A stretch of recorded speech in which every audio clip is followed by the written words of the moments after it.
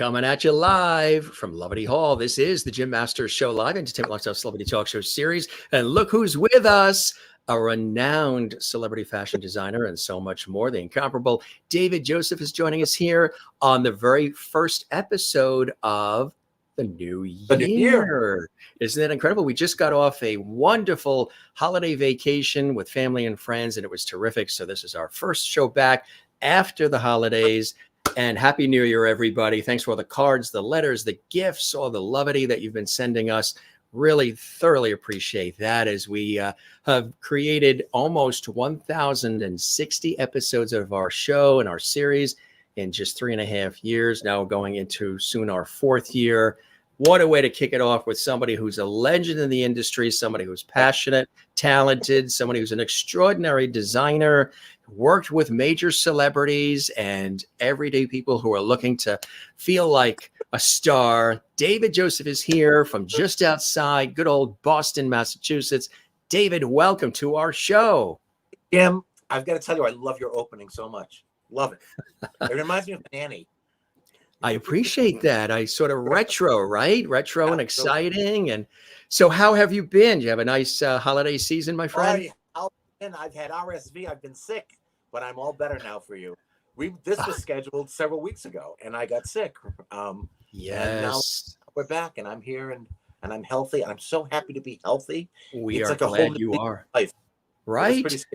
Yeah. Well, like I always say, good things come to those who wait. Patience is a virtue. All of those, analogies and wonderful sentences. It's so great to have you, and I'm glad you're feeling well. Now, for the audience's knowledge building, David and I actually know each other personally, and we had met, somebody we've had as a guest several times now, and she really loves our levity. She loves our show. The incomparable, extraordinary Melissa Manchester has been here a couple of times. We've had some extraordinary conversations with her. Some, have really gone on in a deep, meaningful, emotional way, and she's just brilliant. And we met at one of her events and brilliant concerts and just struck up a friendship. And then I said, hey, would you like to stop by the show and tell us about some of your extraordinary work and the passion for what you do? And David said, let's do it. Absolutely. Absolutely. Yep. So how are things in Greater Boston? You're getting ready for the snow, huh? Who knows? All I know is we went to the supermarket yesterday and there was no bread on the shelves. That's when I realized there was a snow coming. It's a run on the bread and milk. We don't know if it's going to be 2 inches or 22 inches, so no one can really pinpoint it yet. So I'm ready. But it sucks because it's Sunday. That's not a school day. You know what I mean? I want a snow day. I want a day off. No, right. Right. And the roads aren't always taken care of quickly on the Sundays because people are off and people are. Wow, that's fantastic. I like the little, you have some sequins, or what's on the top of the jacket there? Snazzy, huh? Let's take a look at that. Yeah. Oh yeah. Look at that. I did this. Danny did this. I was hosting the Boston Fashion Awards last year. And I said to Danny, he said, it's too boring. I said, but I don't want to look like Elton John. I don't want to go in a big sparkly thing. He said, well, let me just put my husband, Danny, let me put some beads on the collar. And it worked. So it was perfect to see you today wearing this jacket. Do you get a chance to do those kinds of things, red carpet and awards shows and fashion shows? I'll tell you something. I enjoy hosting. Dare I say I'm good with the microphone. However, the thing that's the most fun of all, a lot of the celebrities I dress, when they're on the red carpet, they're very generous to me and want me with them. Like Melba Moore. Melba was getting a Lifetime Achievement Award by the NAACP in LA last October. And she insisted that I'd be standing there. It's like, Melba, no, no. First of all, you need to fluff me. And second of all, I want you there. It's just very generous. The people I work with are just pretty incomparable. Lovely. They really are. Yeah. Right? You know most of them. They're just incredible. You've had an opportunity, and we'll talk about the incredible charitable work you do too, and the fact that you work also with brides, mothers of the brides, and women who are really in need of a special occasion dress and wardrobe, so they feel like stars. But in the celebrity world, you've worked with, the list is very, very long, but a few of them are Cher, Diana Ross, Dionne Warwick. We mentioned our friend Melissa Manchester, Melba Moore, who was a guest on our show. Brilliant. Broadway's Beth Leavel, Amy Yep. Spanger. The list goes on and on and on. You've been doing this for, I know, it's 4 decades. 47 years. It's and you opened a design studio in Lexington, Massachusetts back in 1978, right? Tell us about the early beginnings. And was there fashion in your family? What was the inspiration to want to get into the fashion world? Were you watching a lot of movies and watching the stars and all the glamour on, Hollywood films? What was it that really sparked the interest for you? It's a great story. It truly is a great story, the way my career began. My mother and my grandmother always sewed. My mother had a wonderful sense of style. So I would watch her make these beautiful outfits, and we would go to New York before my parents were divorced. It would be my mother, me, my 2 brothers, my dad. And I'll always remember at Easter, she wore this pink, like an abstract plaid silk coat with fox fur cuffs, lined it in something, and then underneath made the dress to match the lining. So it was just something, it stuck with me. And I started to sew. As a little kid, I started to sew. She never told me not to. She didn't say, boys, go outside and play football. She said, if you're going to sew, I'm going to show you how to do it the right way. So little by little, I was fine-tuning, sewing. Oh my God, there's 100 stories involved in this story. Remind me to tell you the Melissa Manchester link to all of this. But to talk about fashion, now I'm what, 13, 14 years old.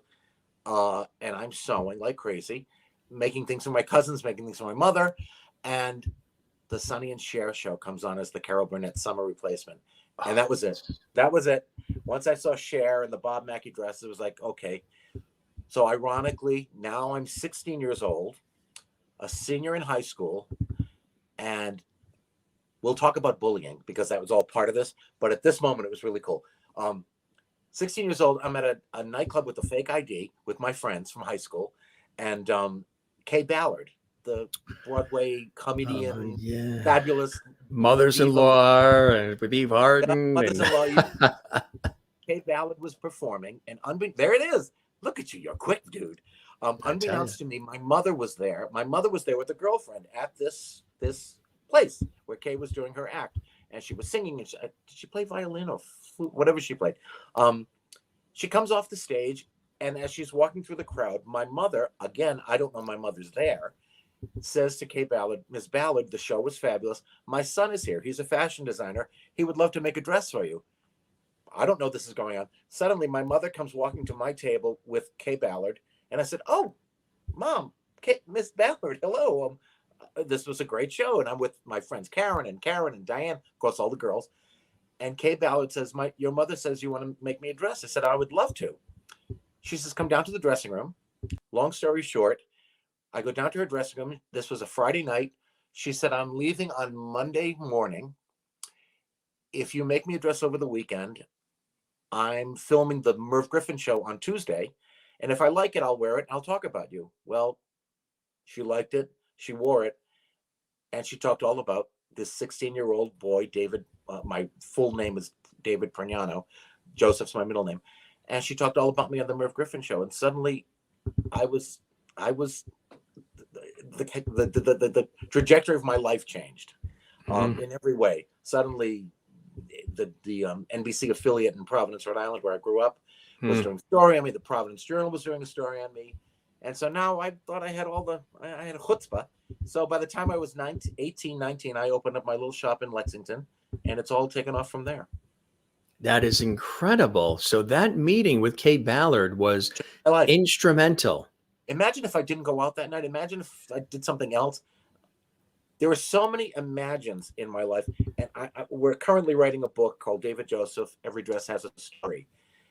And as I look back at my life, referring back to those tough days when my parents were divorcing and I was getting bullied at school every day. It was beaten up.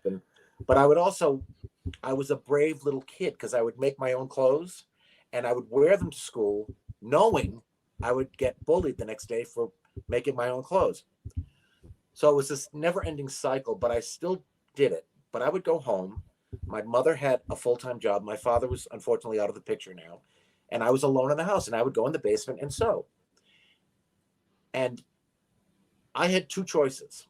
As a depressed, bullied kid, I could hurt myself, or I could find my way. And ironically, the music that saved my life was singer Melissa Manchester's first album, Home to Myself. And now 45, 50 years later, I make all of Melissa's clothes. We collaborate all the time on everything. So it's pretty, it's mind-boggling, that the journey. Oh, look at her, that smile. That It's incredible. That was the first night we met. It was just amazing. Amazing. She really is somebody quite special and an amazing talent. And you've kept a wonderful friendship with her over the years, right? That was backstage the night we met. You and I met. That was you and I, right? Yep. Exactly. The outfit she wore for the first act. That's her new single, and that's my outfit that Melissa wore to the Kennedy Center when she honored Bette Midler. And That's right. Look at that, huh? Oh, that was at the Grammy Award party that Clive Davis threw. Look at you. That's spectacular. Oh, that was her residency in Las Vegas. I love that outfit. That's one of my all-time favorite outfits, not just for Melissa, but for anything I've done. I love that outfit. So you've really had this great friendship with her. And so whenever we see her doing her thing, it's something that she's consulted with you and you put it together for Melissa Manchester. It's incredible, right? She has her 25th album coming out. I believe it's next month, called Review, which is classics that she's re-recorded. And the cover of the album is Nick Spano in LA did the photography, and it's my outfit. So that's incredible. Can you imagine as a little 15-year-old kid who always wanted to make clothes for Melissa Manchester? My dream came true in that. It's a full circle thing. Moment. Just ridiculous. Just wonderful. Yeah. Look at this guy here. My grandmother, look at how gorgeous my mother was, and my gorgeous grandmother, and me. That was my little shop in Lexington, Mass. And you had a look too. I mean, did you ever do any acting or performing or anything? I'm a good actor. I'm not that person. I was a little piece of chicken. Look at that. Dear God. I don't know. You look like you could have been on As the World Turns. Matter of fact, that looks like an episode of As the World Turns. and you're the young rich kid. Right? Wouldn't that be nice? Yeah. All of my friends are actors and things like that, but I just never went that way.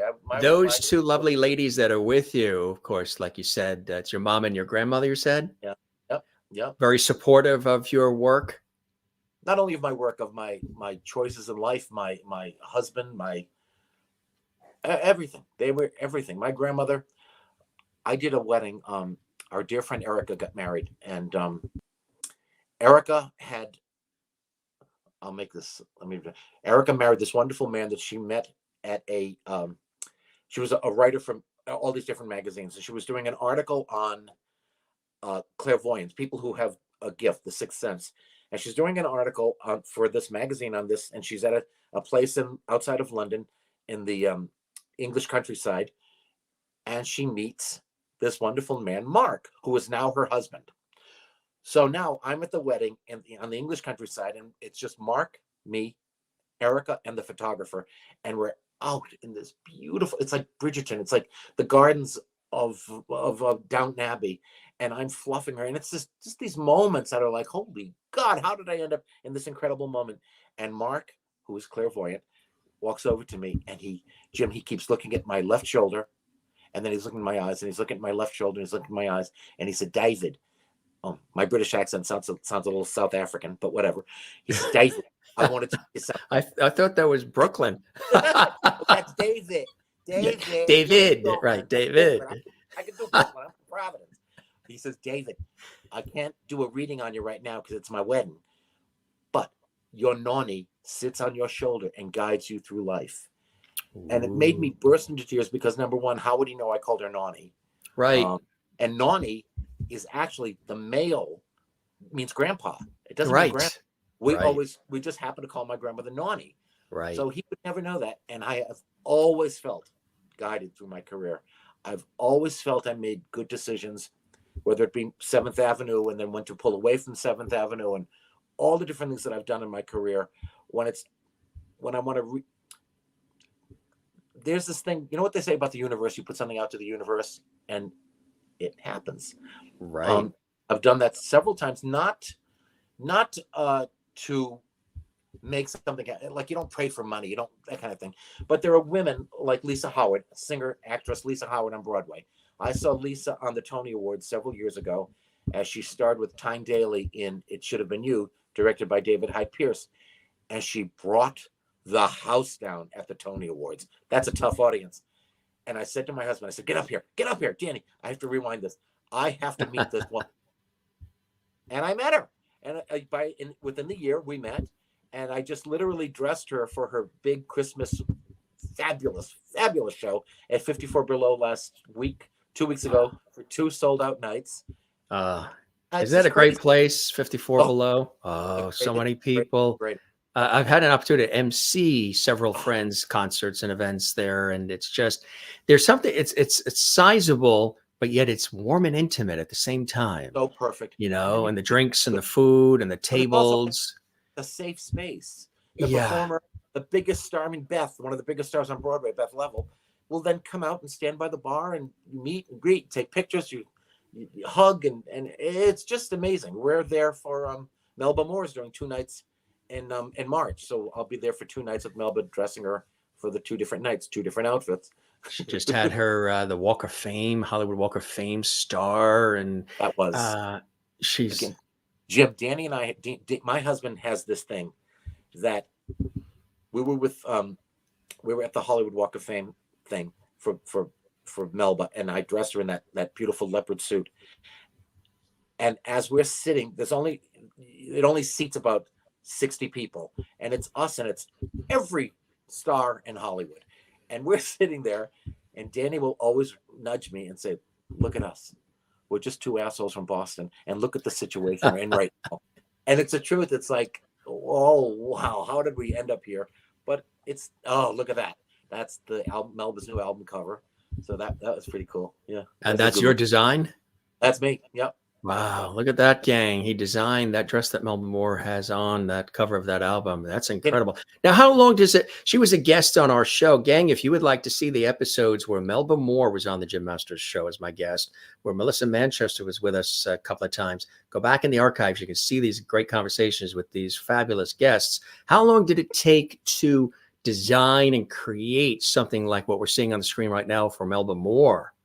It takes if I had to sit from scratch and do it all without any interruptions, it takes a couple of days. But that coat was actually a couple of days. Yeah, a couple of days. Wow. Yeah. We think months and months, right? Well, what was originally under that coat was a fabulous burgundy gown, which is what she wore at the award, the NAACP awards in LA.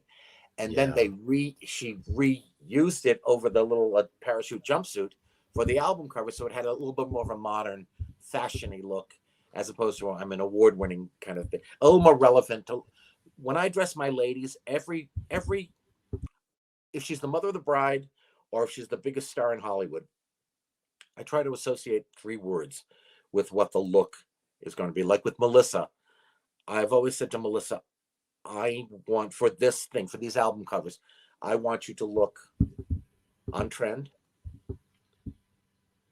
sexy. In other words, elegant, sexy, timeless, but also like the legend that you are. And that's really important. When fans of Melissa Manchester see Melissa, they want her to look like the legend. She's a legend. Mm-hmm. And she needs to have things that really compliment and show the fabulousness of her. And the same thing with Melba or any of my ladies. That's the album cover. That's the album cover. And that was this gorgeous green beaded. Oh God, it's so good. I'm so proud. Do I sound beautiful. like a jerk? But I mean, no, you sound like somebody who works his tail off, has for years. You have a vision, and because you're helping to also tell their story, celebrate them, but also tell their story. So when they put on something that you've designed, it's really helping them share who they are. I've had band members of I dress a country singer named Ayla Brown, who's a dear friend and fabulous, and I've had her band members, because they're behind her on stage as she's performing, they'll come up to me and say, David, we love when she wears your outfits on stage, because the performance is a little bit more animated, where she's playing with the dress or flipping it or just having a ball with the clothes. Because if I'm going to do something, it's not going to be just a pantsuit. It has to be something that's a little more, has a wow factor, that when they walk on the stage, it's holy crap. She Yeah. looks amazing. How old is she? She looks amazing, all that kind of stuff. And it has nothing to do with size. It has to do with the confidence my ladies have. They're legends. Absolutely. Do you have a certain look that is your personal favorite, a certain style, a certain time period that speaks to you the most? Yeah, my time period, I was very influenced by Lucille Ball from the I Love Lucy Oh show. yeah, So yeah. that late 40s, early 50s look, the swing coats, all of that feeling is the shoulder pads. But the signature David Josef look is, even if it's a suit, it's highly feminized. I remember I in the mid 80s, I was dressing Judith Light on Who's the Boss. And Judith and I have stayed Right. friends for the past 38 years. We're still friends. And she was in Washington, D.C. At something. And I believe she was being honored. And she called me to say, I'm sitting with the woman who's wearing your dress. I said, how do you know she's wearing my dress? She said, I went up to her and I said, is that a David Josef? And I looked at the label in the back, and she said, and it was your dress. So she was wearing my dress. That's a great picture. That was backstage at the prom, Beth Leavel's show, The Prom on Broadway. And ironically, Danny and I were driving to New York City that afternoon. And I said, wouldn't it be crazy if we saw Judith and Robert backstage at the prom? Having no idea. So, and there they were. And the first word I said to Judith is, I knew you were going to be here. I'm clairvoyant. You got it. You got my joke. Judith is the greatest lady in the world. Kind. Clairvoyant sat next to me in third grade. She sat across from manual labor. I know that named clairvoyant. But I'm now this is a great shot. Look at, where was this? This is That's Judith Light. People know from Who's the Boss and much more. Brilliant actress. Politician, everything she's on. Yeah. And see over my shoulder, that's jazz singer, the fabulous Suede. That's yes. Shoulder. That was the Provincetown Film Festival, and Judith won a big award from them, and we had the joy of being with her that night and partying with her and escorting her. That is incredible. Isn't it? It really is. I want to show some other incredible work. Again, he's been doing it for 4 decades, folks. So it's something that is truly in his heart and soul. Take a look at this.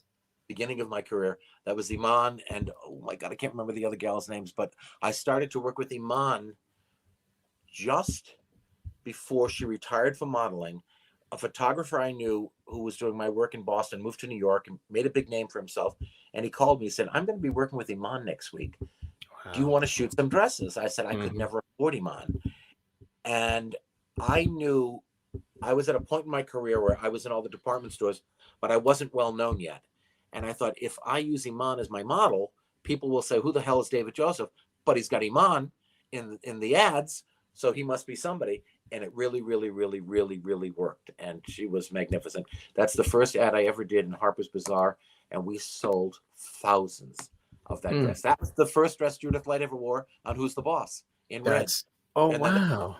Exploded. And it was a wrap waist. So the waist was adjustable. Yeah. So you could gain or lose weight in those fabulous shoulder pads. But what a shot. See that whole 1940s. Yeah, it has that whole glamorous, sort of elegant. There's Iman. That was a 2-piece jacket and a slip dress with all the scarves. That was pretty cool. Isn't that incredible? That's my press kit cover. And see what we did? We took the pattern out of the dress and did around the press kit with that leaf design. And I believe that photograph and press kit, the people who actually put the idea together for me, won some big national awards for that whole look. Look at this. Oh my God, little baby David Josef. Oh, that was 100 pounds ago. She was standing next to Iman. She was, I can't begin to tell you how funny she was. and it was just before she met David Bowie. Wow. She told the Wow. story, and I From can't one repeat David to the next. you see, all gorgeous. That's a great shot, huh? A great shot. She was just so much fun, so cool, an icon. When you meet, when you meet people you've admired through your career, and then you meet them, and they're just as fabulous and wonderful as you always That's hoped the best, right? Because sometimes it could work the other way where you're hoping they are and they don't necessarily. They're like, I don't have time for you.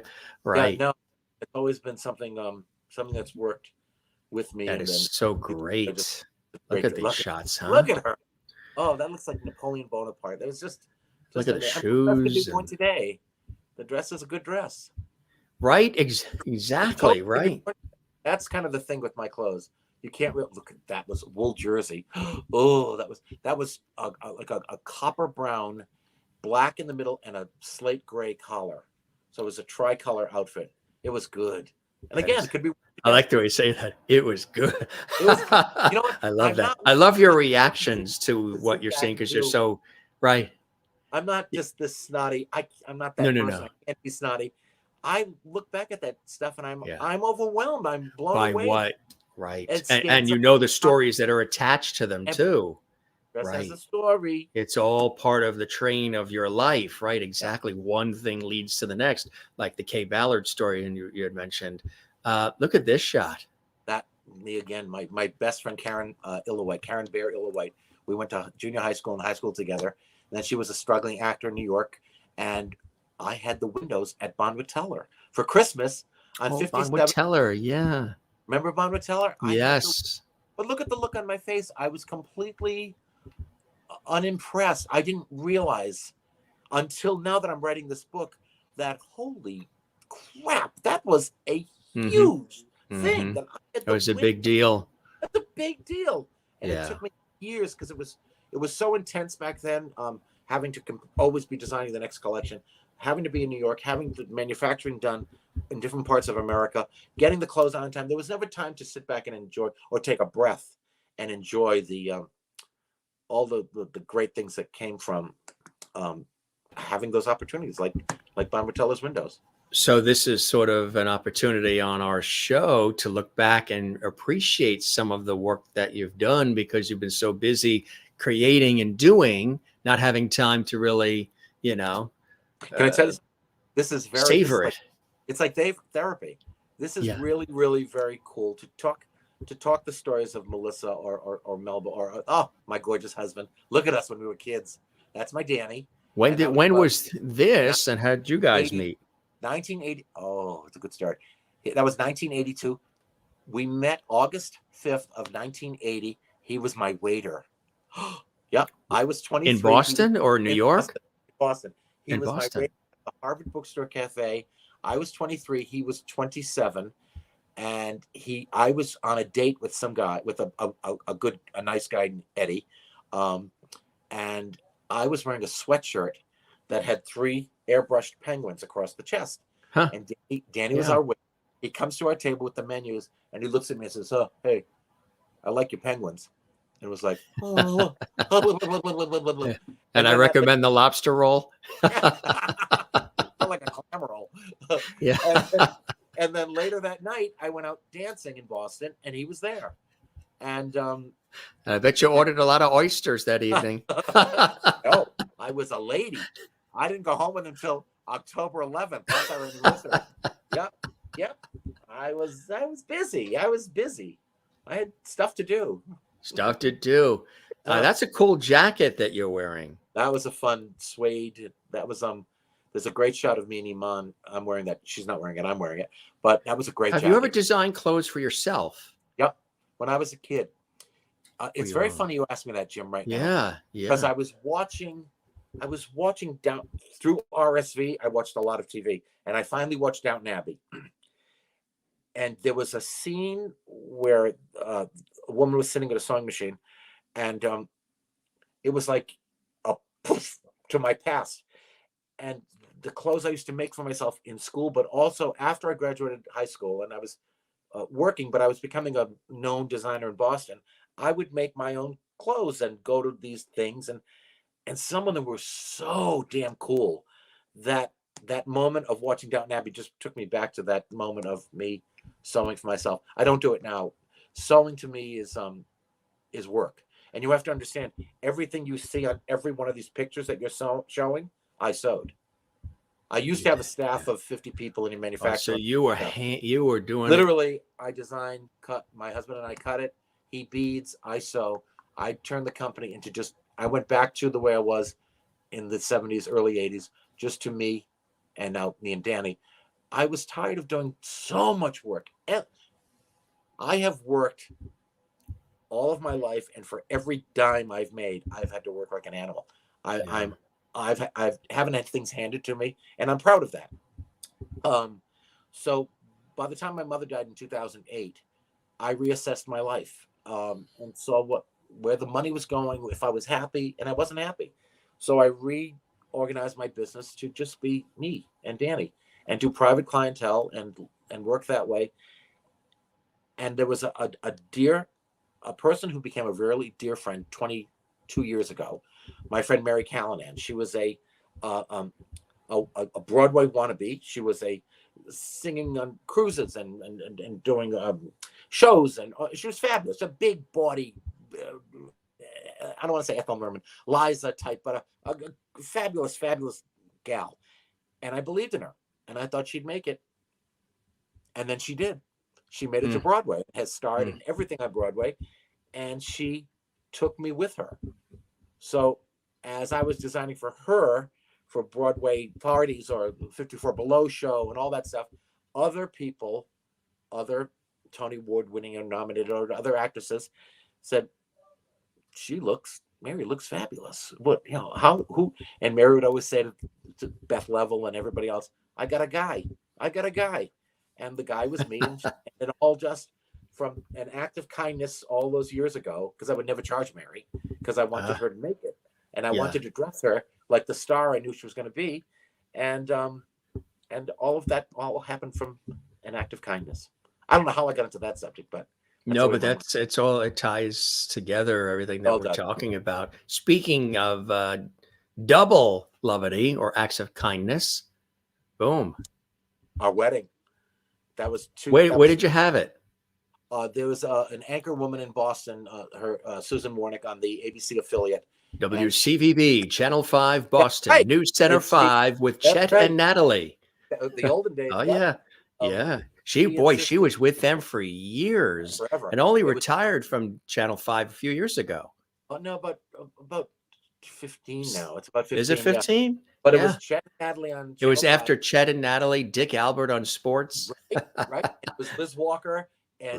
On Channel 4 with Jack Williams. With Jack Williams. Oh, you're very good. Now, do you know that I work in this industry?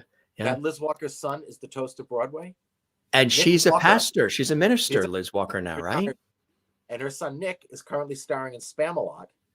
But also... I did not know that. Yeah, that's Liz's son. And we need to get him on the show. All right. Make some calls. He was in Hamilton for over 3 years on Broadway and then the national tour.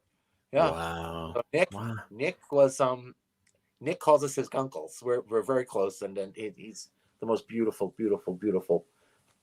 guy in the world. Right. It's like all.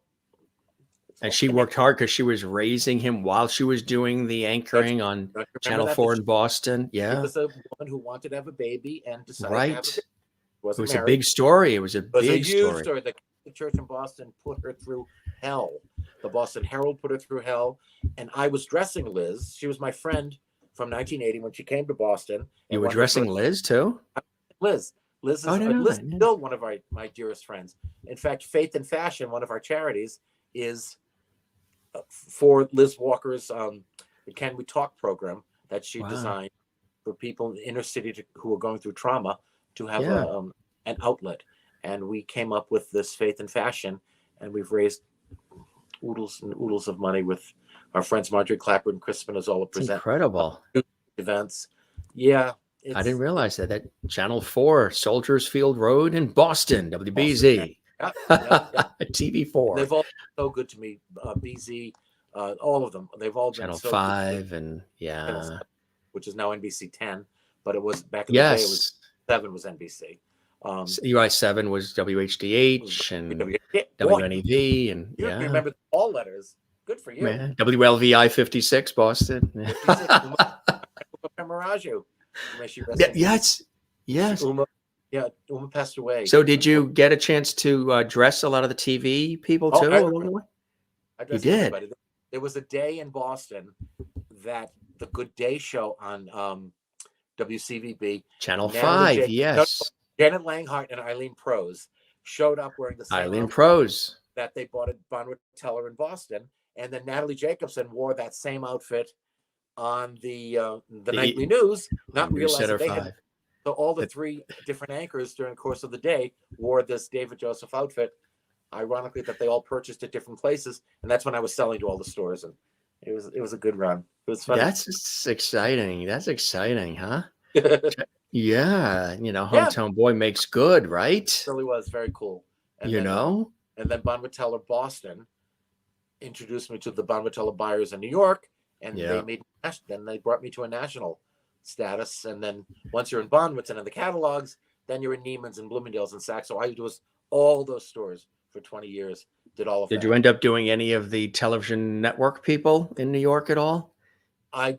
No. Today's Show, Good Morning America, all those we tried to do Jane Pauley. Yeah. But they had people already. And it wasn't it's like people saying to me, you should get in touch with Dolly Parton. It's like, no. Cher has Bob Mackie. Dolly Parton has her people. I'm not one to, try dive in. Squeeze my way in. If somebody wants me, I love the way I've reached out to Melissa Manchester. Melissa Manchester, Melba Moore. You've worked with Cher. Dionne Warwick. What was it like working with Dionne Warwick, who were just inducted into the Kennedy Center Hall of Fame? Right. That was incredible. The honors. She was doing her Cole Porter album, and it was through Saks Fifth Avenue in Chicago because I was selling to Saks. And Dionne Warwick went in and bought that's the gown that you had on Iman earlier with the scarves. She bought that gown and jacket in 8 colors so she could do her tour of Europe promoting the Cole Porter album. And so we got to work with her on all of that. I'll tell you somebody who was in case you just tuned in, folks, it wasn't a Boston accent. He actually said he was selling Saks. Saks Fifth Avenue. In case you just tuned in the middle of the sentence. I'll tell you who was really, really fun to work with was the late Debbie Reynolds. Oh boy, I can only imagine, huh? Just the funniest, naughtiest, bawdiest, fabulous lady. We had fun. That's it. You got to have a lot of fun. Florence Henderson too was had a saucy side to her. In addition to playing Carol Brady on the Brady Bunch and everything else. Yeah. I saw her in concert with Jim Nabors. Jim Nabors, yes. When he would sing, all of a sudden that voice would come out. Right. He would go from Gomer Pyle to this incredible deep voice, huh? Right. Look at this shot. Wow. That was one of my very first fashion shows in Boston. But look at that friggin' outfit. That was 1979. Who wouldn't wear that today? That was Rhonda Giacomo. And her husband owned a hair salon in Boston. She was one of my very first clients in Boston. But she was, a woman of notoriety in Boston. And that was her outfit I made for her. She modeled it in a fashion show, and it just really spectacular. Yeah. And there's another with Melissa. So this is funny because Melissa's again the coolest and very generous and very Melissa giving. Manchester. So when I'm not with Melissa, when I ship her the clothes and she's going to wear them that night, she will do a selfie and send it to me before she goes on stage to say, "I love it. It worked out perfectly. It's all perfect." And that's a good outfit. That was a good. That's really cool, huh? That's pretty. And when she's under the lights on stage, the aquas and the reds just the explode. Colors really pop, huh? Yeah. That is fantastic. Really. We've got so many more shots I want to show. Look at this. Oh, okay. This is one of my stories. This girl is Alyssa Ray. Her name is Alyssa Ray. She is an up-and-coming Broadway superstar. She's not there yet, but she was on American Idol. Oh, okay, I saw American Idol, and I said one of those stories again. I said to my husband, I have to meet this young lady. I'm completely in love with her. She is a brilliant, brilliant talent.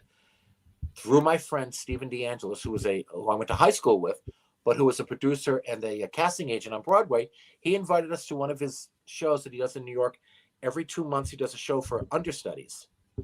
And the understudies come and they perform the big song from the show that they're understudying in. And then the second act of the show is them doing the way they want to be represented to the audience. And the audience is full of producers and people in the business, so that it all keeps feeding itself. We were going to one of his shows, and he said, "Do you know who Alyssa Ray is?" I said, "Are you kidding me?" I said, "Alyssa Ray from American Idol?" He said, "Yeah." He said, "She'll be here tonight." I was like, "No way. I can't believe it." And I got to meet Alyssa, and I said, "Whenever you need, when you're doing a show, when you're doing something important, you reach out to me." And she did, and we did that for her big debut at 54 Below to a sold out crowd. It was amazing. It was amazing. Oh, it was really, yeah, that is quite special, huh? it really was. And you know what happens is you get tasked with doing the work, and then you become not only colleagues but friends with these fabulous people, right? Yeah. We see each other whenever there's something happening. She was just starring in Rent on a tour. We went to see Rent up in Manchester, New Hampshire. When I talked to Alyssa initially about the look that she wanted, see all the feathers coming down the side of by the slit? Yeah. You want to look pop star? I mean, American people know you from American Idol. She said, "The last thing I want to look is pop star." She said, "I want to look like a future Broadway legend. Think Barbara Streisand, 1960, whatever, in Central Park." So that feathered thing was actually a big feathered cape. So Really? it was amazing. Wow. Yeah. Fantastic work on that. It was. And there's Beth. Beth was. Look at that shot. That's beautiful. Gorgeous. Beth won that. Was this for something specific? Yeah, she won the Cabaret of the Year artist from Broadway World, I think it was. Oh yeah, sure, yeah. And we did. This was all shimmer fabric. It was all shimmery, and she's just hot. She's just Cher. She's ageless, timeless, and she's everything, because she's this great beauty, but she's also a clown, the funniest woman. Yeah. A delicious human being. I'm doing a fabulous outfit for her right now in a copper color silk du peony, a suit.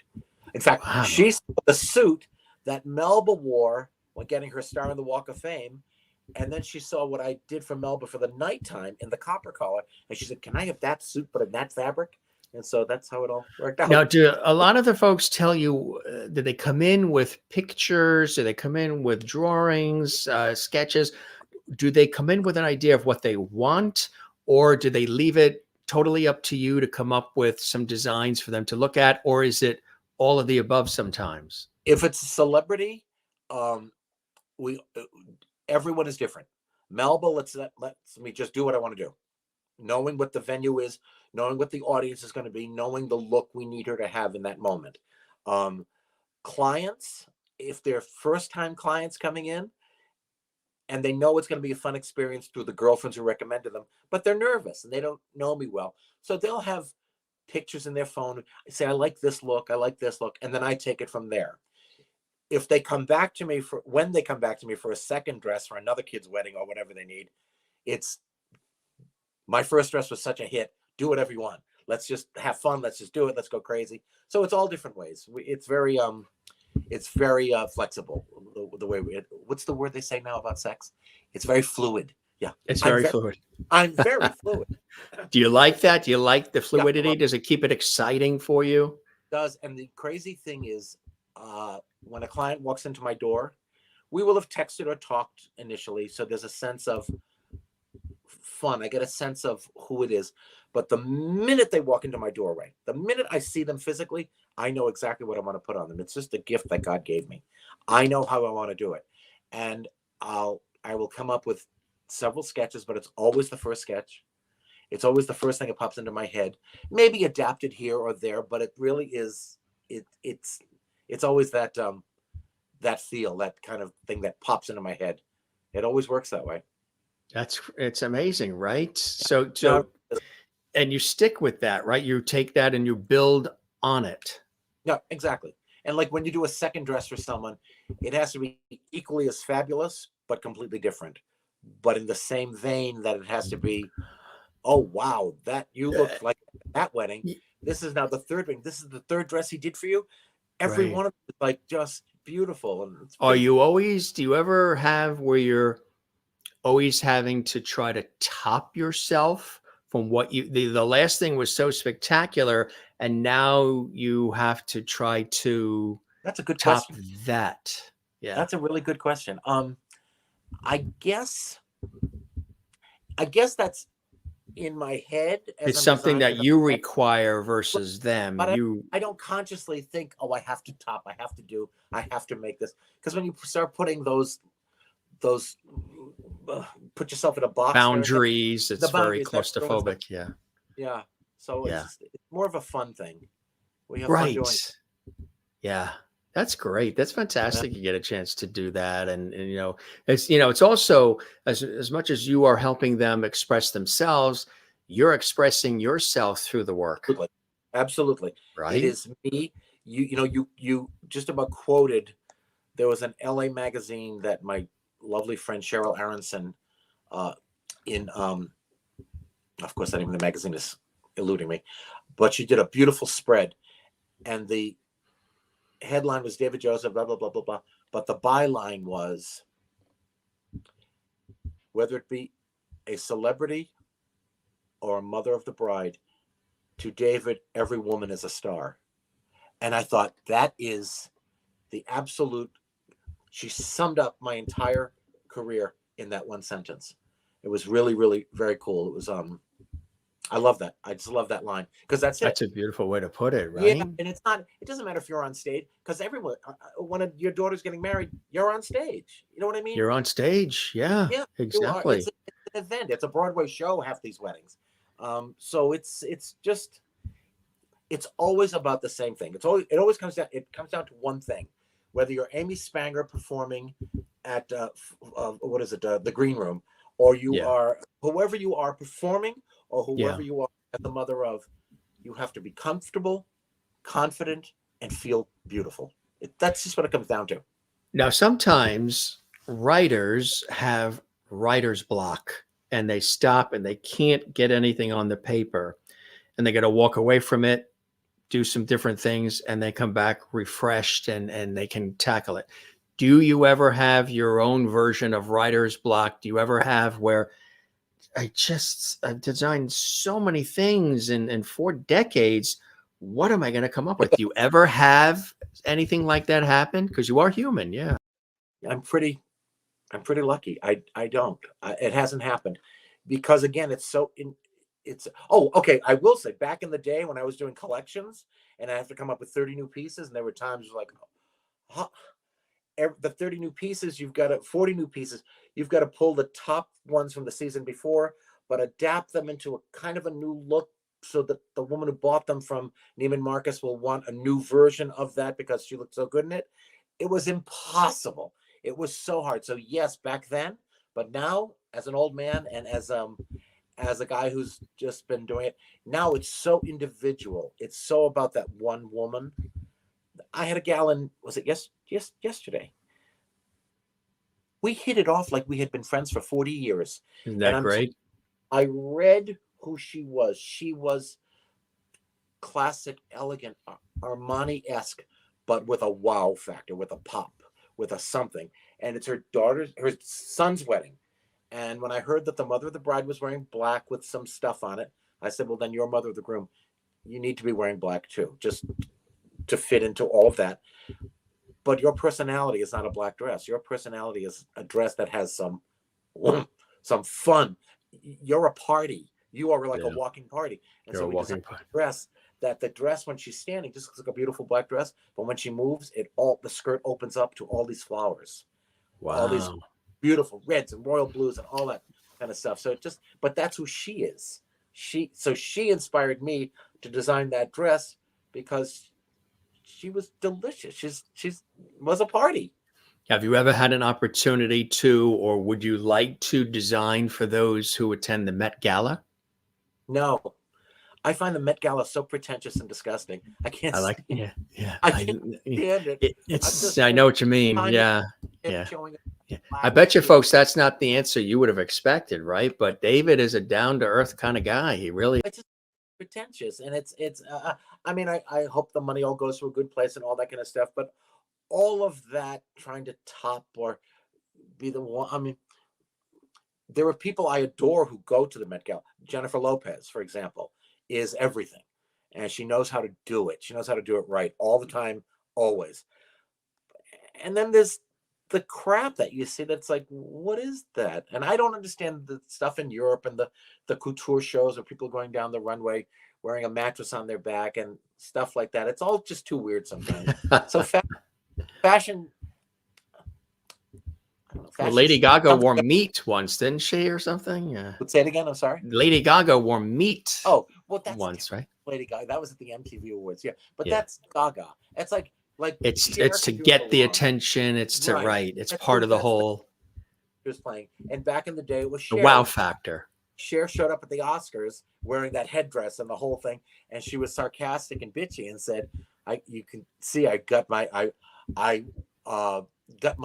booklet on how to dress like a serious actress." It was like so cool. She was making that statement. So again, fashion is statement. Fashion is it can be frivolous, it can be stupid, it can be ironic, it can be crazy, and it can just represent who you want to be in that moment. Exactly right. That's a great way to put it, and that's what it is. Yeah. I'm very deep. Are you always following trends, or are you the trendsetter? Or a little of both? A little of both and none of it at the same time. It Right. really is I get that. You can see through the clothes that you've been showing on screen. Yeah. That they weren't particularly trends. I'm more of a classic designer. I want somebody to say to me, "Oh, there's Beth Leavel. Look at her."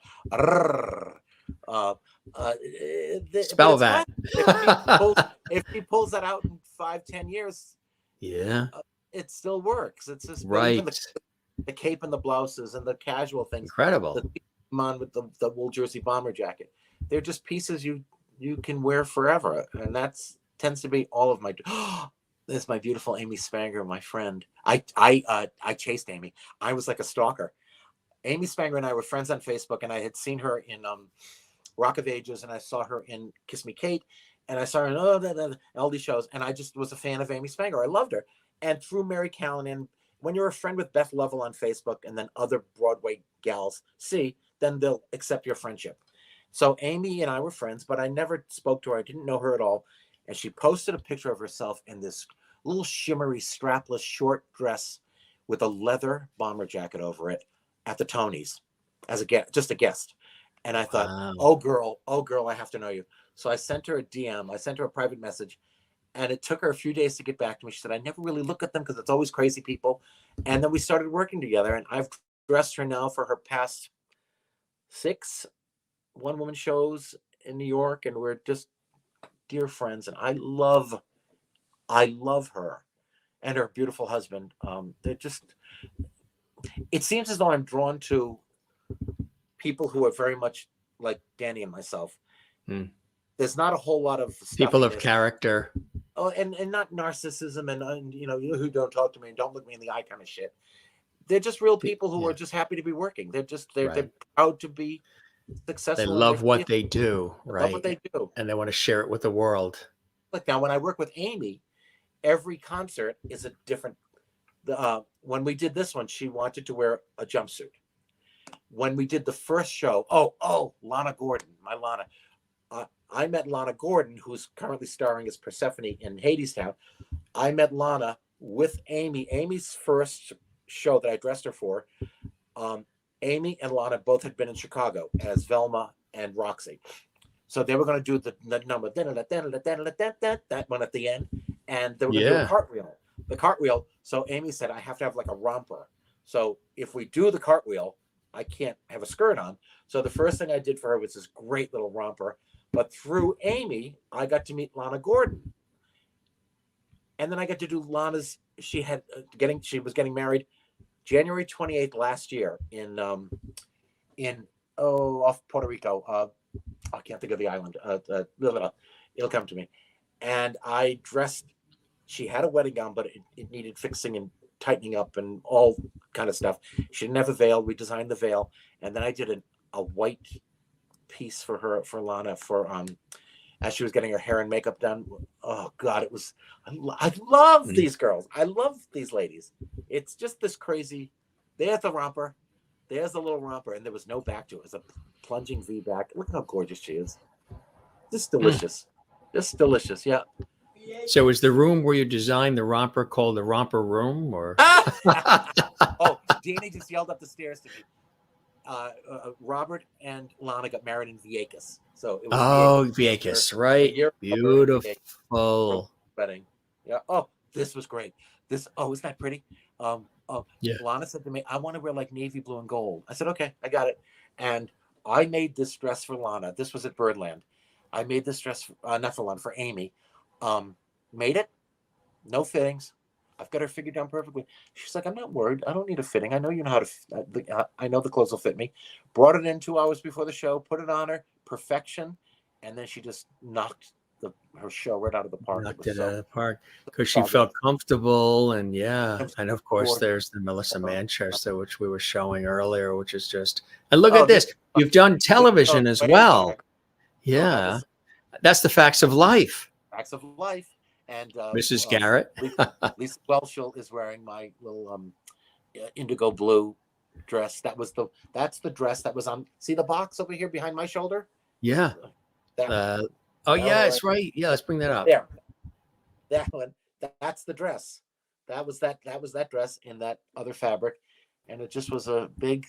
How did that come your way? She's of course with Charlotte Ray, who played Mrs. Garrett. How did you end up working with the Facts of Life on NBC? And it was the same way I met Judith Light. I didn't meet them personally. I did eventually.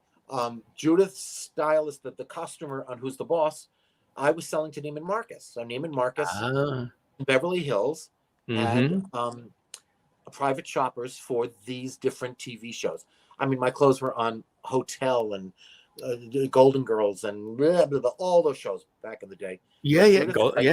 You remember the others? People love this. Golden Girls, Hotel. What else comes to mind? Designing Women. Designing Women. Wow. She was going to wear a red dress. Dixie was going to wear a red dress. Carter. To show these Southern women that she's not going to hold tradition. She's going to wear red.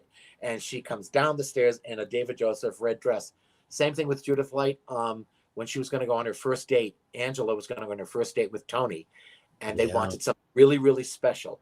Now, by this time, she had been wearing my dresses. Angela had been wearing my dresses. So remember this. This is the 80s. This is before computers. I waited till the show was over, got the name of the production company, Tetrahedron Production. Went to work the next morning and did, a 213-555-1212 and asked the operator, can I have the address for Tetrahedron Productions in Los Angeles? I got the address. I made a dress for Judith. We overnetted it to her. And the next day she called me up and said, I love this dress. I'm going to wear it this week. It fit exactly into the mold of the storyline. And from that day on, we've been friends. From that day on. So that's incredible, huh? Yeah. It was all through Neiman Marcus. And then I got to meet the actual people because once I started saying I'm the designer, then it was on Coach.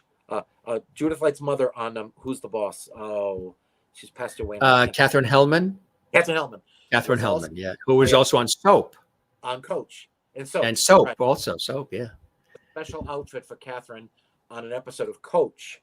So I designed this beautiful blue thing for her. So it just kind of was it's a network of people who grew into all stuff because everybody was happy with the results and we got them to them on time. And could you die? Hey, gang, don't you just love his reactions when he sees the photos? Because he doesn't know what's going to pop up when, so we're surprising him. That was opening night. That was the first dress I ever did for Beth Leavel. That was opening night of the prom on Broadway. And look at that dress and that picture and those legs. And she's just as delicious. It's nice. It's very nice. I know. Yeah. That was it. That clicked. That's incredible. Oh, there's my Mary. That's Mary, who's the one who brought me to Broadway. So Mary was in the national tour of My Fair Lady. That's right. Opening night for her at the Kennedy Center.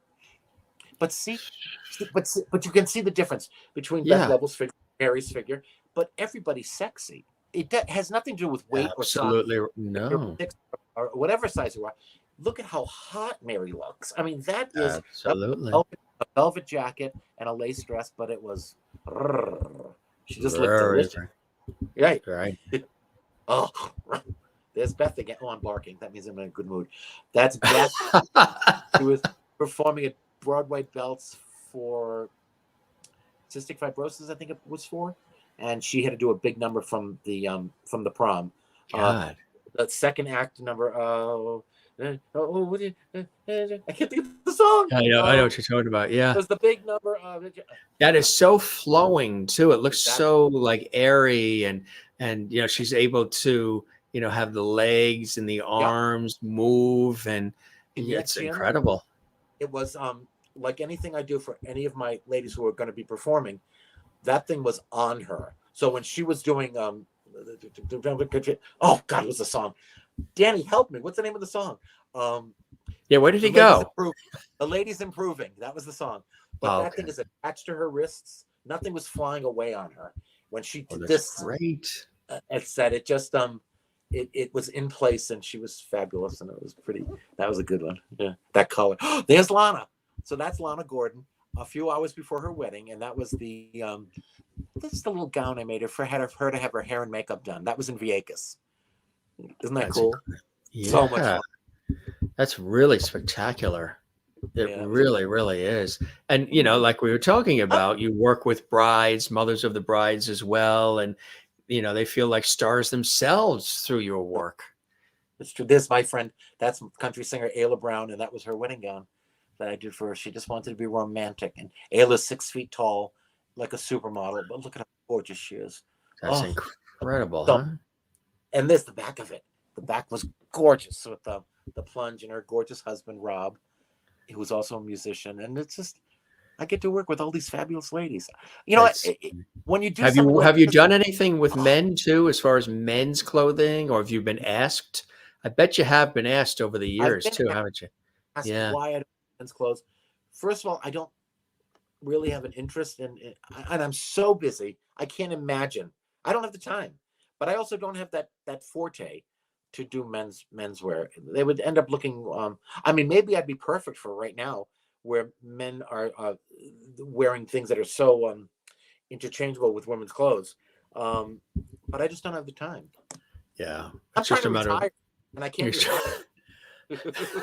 Write the book first, right? And when that book's out, we're definitely going to have you back so we can tout the book. Yeah, that's nice. Is that beautiful? Now, when is that from? Who would know? Was that yesterday or was that 1977? Right? That was 1977, a boucle knit on my beautiful friend Robin, who I was just talking to at Christmas time. Look at her.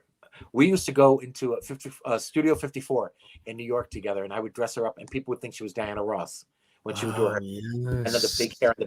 That was so much fun. And you did do some things for Diana Ross as well. Yeah, back in the day, during the time of An Evening with Diana Ross and the Boss, and that time. What a joy. Raquel Welch, I did an outfit for. At one point, I was introduced to her through some producers of where she was performing, and I dressed her for this event. But it wasn't like I did all clothes for her, but I got to meet her and fabulous, just fabulous ladies. They really are. Look at this. Oh! Do you have the picture of the veil? Did I give you that? So this is Kayla. This is beautiful Kayla, and there's. Is that the one? That's the veil. So her sister had passed away in a car accident a few years before Kayla's wedding. The family, Karen and her dad Frank, and the family feel as though their beautiful sister Carrie comes back to them since her death in butterfly form. So when Kayla got married, I said, I'm going to do the veil for you. We were going to be there at the wedding. I'm going to surprise you with the veil. And we came up with the butterfly veil to have her sister there with her, and to have Carrie there. And I brought a plain veil as well, just in case it was too much. It was too emotional. It was too overwhelming. Ooh, it gets me. Yeah, It was Yeah. it was That's I've never seen anything like this. it was one of the highlights of my life and my career. You see at the bottom of the veil are the multicolored monarch butterflies, The and as butterflies. they Yeah. ascend to heaven, they turn white like angels. And Oh, so that's what that the is. I was when I whole was flight, looking at this picture earlier yeah, when we were getting production ready, I was yeah, like, this is really fantastic, but what's the yeah, meaning behind it? And so they are going up towards heaven. yeah. And they turn Wow. white like angels. And it was the When they family. saw that, when she saw it, and then the family saw it, and it had to be It was really no, there's something. not even words really. It's Right. feelings, I, it's emotion. I got the bride. We were at their home in Jamestown, Rhode Island, and I said, Beautiful Carrie, area. Yeah. oh, it was gorgeous. I said, Yeah. come into the bedroom. I want to show you what we did for the veil, and I want you to know this is your veil. If you choose not to wear it today, I understand. If it's too much or you just don't, you want the wedding to be a little lighter than the reminder of your beautiful sister who passed away. Well, she Yeah. saw it, loved it, and cried. And her mother now, Karen, who has cried during all the fittings of the bridal gown because her daughter's getting married and it was beautiful, but also that Carrie wasn't there. And then my husband's telling me something to tell you, but I'm ignoring him. So when Karen walked by, or the bride walked by, she just completely burst into tears. It was I very, can very imagine. emotional. It was very difficult for her, but she loved it and appreciated it. Frank, my buddy Frank, we had to approach in a completely different way. Um, what we did is I took the veil and I hung it where that photograph is that you have. We hung it in that door jamb coming into their home. And Frank was at a different location with the guys for the wedding, putting on his tuxedo or his suit. And he came into the house for something. And I said, Frank, I just want to, I want to show you what I created before you see it on your daughter in the moment when you're walking down the aisle, because it could be a little overwhelming for you. I will never forget this as long as I live. We took Frank into the living room and he saw the veil hanging there with all the butterflies, and he knew immediately what it all meant. And he grabbed me by the neck, and he grabbed my husband Danny by the arm, and he pulled us in, and he kept kissing our heads, saying, "I love you guys so much. I love you guys so much." And he leaned back onto the back of the couch, so he was sitting on the back of the couch, and we just left him there for a few minutes to have his emotional moment of what this all meant. And the beautiful thing is we get to create this. This is something we're adding to the world. It's pretty remarkable. And that story. Do you sometimes feel an overwhelming burden or responsibility knowing the importance of these occasions for these people? A self-imposed. Sometimes in work I've done in television, documentaries, and other things where we're celebrating the life of somebody, I have placed on myself this burden of getting it right, but not only telling the facts and figures and just the timeline, really getting people as close as they can to having and being left with a feeling of the essence of that human being and as if they knew them personally. Right, they get the experience. When it comes to us doing stuff like this, it's always very authentic, very organic. So it just happens. Whether it be I had a mother of who came to me after a doctor's appointment where she found out she only had a few months to live, but she didn't want to tell anybody in the family. She had stomach cancer, and I was going to create an outfit for her that she would not only wear at her daughter's wedding in the next month or so, or 2 months, but she would also wear it at her own funeral. So, yeah, yes, to your answer, yes.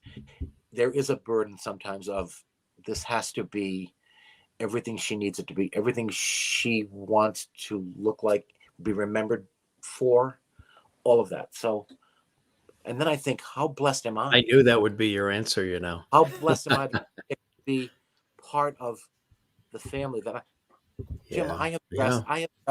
I have dressed mothers of the bride as their daughter's getting married. Then the daughter has children, and then I'm doing the bat mitzvahs. Then the daughters, some of them are Orthodox, so they get married very young. And then I'm doing the wedding. So I'm doing 3 generations of a family. I'm mishpucha with all of these families. It's just oh, could you? Seriously, look, if you can zoom in on her face. No, just laugh. Just the way you did it. I'm going, just the whole. You can't even spell what he just did, folks. Jennifer Belichick of Belichick family. That's Steve Belichick, Bill Belichick's son's wife. They now have 4 children already. But Jennifer came to me and we created a look. I said, "What does Steve? Are there restrictions? Are there things I can do?" She said, "Steve wants my booty and my back to show." So we made it work. And I'll tell you, here's a funny story. Their beautiful dog Parker just passed away. This white lab. Parker was in at the final fitting for this dress. Oh, is this the Belichick of the Bill Belichick New England Patriots family? Yep, New England Patriots. Yep. Yeah. So this is the coach of the Patriots. Yeah, that's right. So Parker decides on the last fitting, the last day, Jennifer's getting married, leaving the next day for Nantucket. The wedding is the following Saturday. So there was a week in about 4 days. The dog throws up on the gown. The dog has a sneezing fit and throws up on the back of the wedding gown. Oh, no. I had to get what I could out. And then you can, if you look really closely, you can see from her fanny, all the lace. I then had little trickles of lace come down the back, like on her veil.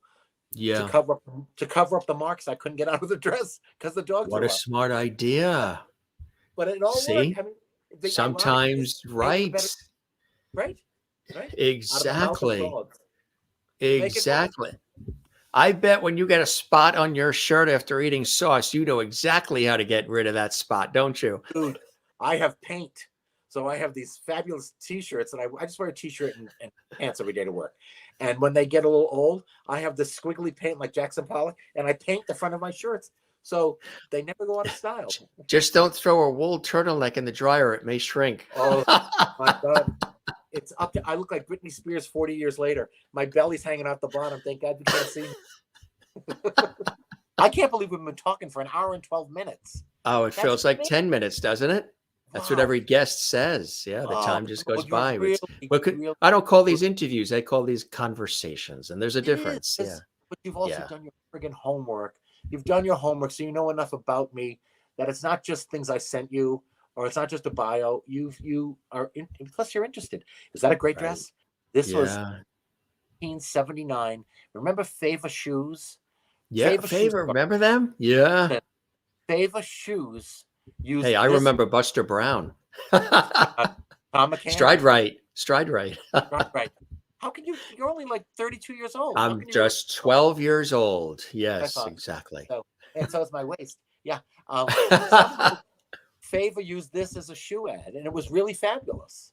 So that ended up being a national ad. That's really nice. Yeah, it's really pretty, just by the ocean and illusion, and a little sexy, but not naughty. And it was kind of perfect. And I was a kid. I was a little kid. I was 19 when that happened. Really? So it was all pretty, I don't know. It's all been a then, during the craziness of the last couple of years, you came up with a wonderful thing that really was very special. And that's these designer masks to help us get through. Tell us about this whole fabulous idea. The masks came about in a very, Danny Burstein and his beautiful wife, Rebecca, who's gone now. The masks came about like this. COVID started, the country shut down.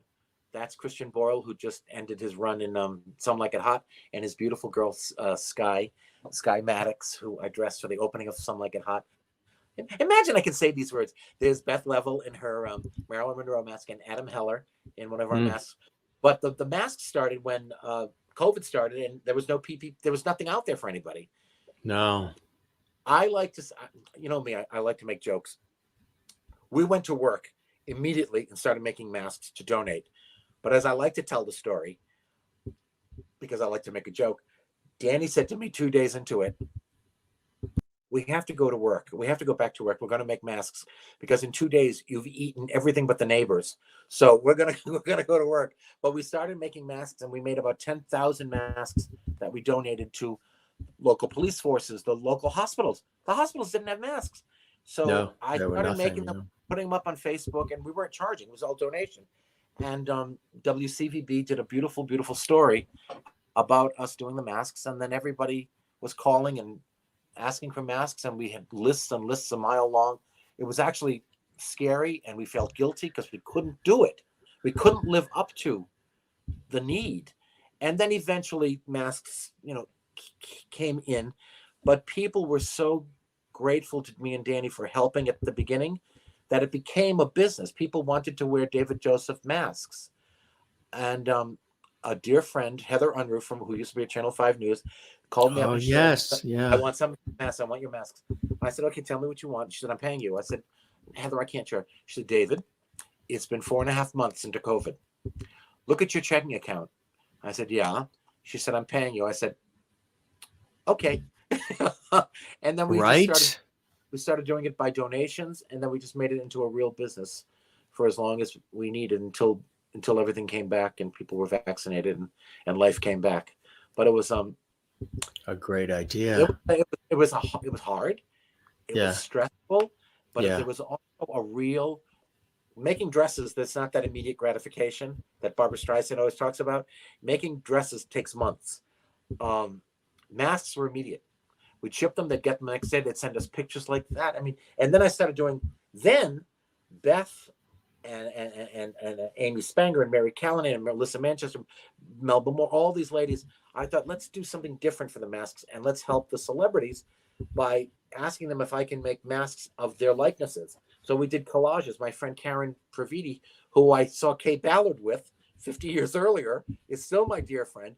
We put together collages, had the fabric made in London, and then we made masks with the approval of these stars, and then we donated the benefits of that to their different charities, whether it be ALS or Actors Fund or all those different things. So we got to do all that too. So we just kind of ran around the bases and did what we could to keep it interesting. And then we did sparkly masks as things started coming back, and there were black tie events again, but you still had to wear a mask. So we did beaded masks and sparkly masks and wedding masks. We had them all.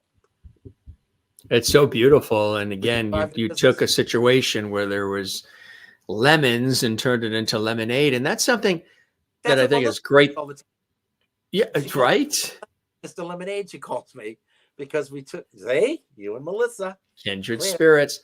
What I think is great, which is another side of David that I think needs to also be expressed, is whether it be AIDS and the AIDS crisis in America, or helping animals who are in need of rescue, to helping inner city folks who are struggling and going through a trauma.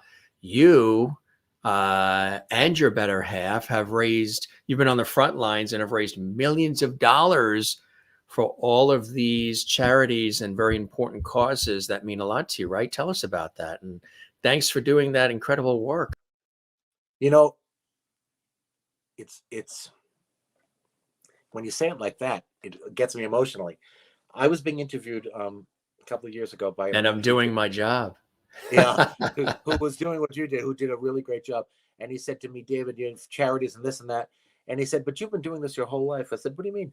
He said, well, when you were a little kid, before the Kay Ballard stuff, you were doing backyard carnivals for muscular dystrophy and donating the money to Jerry Lewis. And I thought, it's the truth. I guess it's just a thing the way I was raised. I was raised that if you can help, you help. It's nothing that's ever been planned. Trust me. There have been times where it's like, why am I doing this now? I can't get all the work out, and I'm doing this huge benefit at the same time. But in the long run, that's the stuff you remember. That's the stuff that I'm most proud of. That's was that instilled in you early by your family as a kid? Was that way of thinking about giving back to others and helping others in need? Did you see that within your own family? Was that instilled in you early? Was that something you picked up on as a kid? That's a great question. I don't know why I would be doing the muscular dystrophy things. It certainly wasn't part of my family's. I mean, I come from a wonderful Italian family, but there wasn't donations to this, or my mother and father that's a whole other book. But there was kind of loving of the community. They were involved in their own stuff. And maybe that's why I turned to this. Maybe I would watch Jerry Lewis and wait for Diana Ross to come on, or wait for whoever to come on. And I thought I could I thought I could help. I thought I could do something. And look, I was mailing in money orders for $12. I mean, that's how much. Oh my God! The first time I sent $10 to the Jerry Lewis telethon on Labor Day, and we would get it in. You know, I'm from New York originally, so we would get it on what was WOR Channel 9, and I think Tony Orlando was doing the New York version hosting. And I saw, you know, Jimmy Masters $10 from Long Island, New York. Boy, I was excited. Right? On the bottom of the screen, $10. And I was probably 10 years old or something, you know? Yeah. Well, giving back is a beautiful thing. And, but, you know, in order to do that, of course, it doesn't always come naturally for everybody. When you are somebody who it's a calling to give back, it's a calling to help others in need, that means that you're somebody who is emotionally intelligent, which means you are somebody who understands the plights of others, you feel the plights of others, you're empathetic, you're compassionate, and you can't just walk down the street and see things going on that tear you up and bother you and just let it happen and take a blind eye to it. You need to find ways to soothe it, calm it, heal it, and help it. I'm the same exact way. That's why I plug into what you're talking about. It's like kindred spirits here. And I think that's part of why you what looks like naturally and effortlessly do it. It's because inside you feel the need. It's not something you're doing because, okay, it's good to do it because it's a great tax write-off or whatever. You're doing it because it's really reflective of who you are. There's no way that you could not do it because it's who you are. Never once. First of all, I married the perfect husband. We're together 43 years. He's the other half of me. It's a team. And a lot of the times I'm the puppy. I'm the yes, okay, yeah. And Danny will be, you know what? Why don't you think first before you commit? We have this to do. We have that to do. We've got all these things. We have to go to LA. We have to do this. We're doing it. And I'll hear him. I'll always hear him. And then I'll just do what I want to do anyway. Yeah, it's true. But it's I don't know. It's just who we are, who Dan and I are.